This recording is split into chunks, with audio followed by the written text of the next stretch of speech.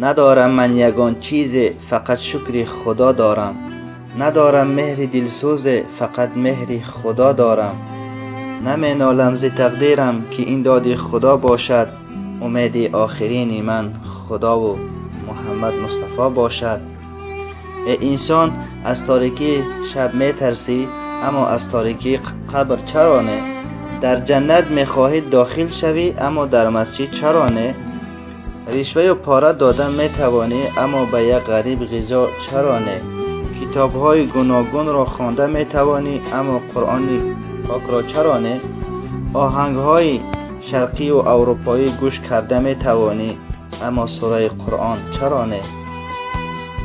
برای کامیاب شدن امتحان های دنیویت تمام شب بیدار میمانی، اما برای امتحان آخرت چرا نه؟ به خاطر فیلم های ترکی و هندی هر روز اشک میریزی، اما برای دیدار الله بالمثل مانند او چرا نه؟ پیام های منحرف و فاسق را به دوستانت انتشار میکنی، اما این نصیحت را چرا نه؟ چرا نه؟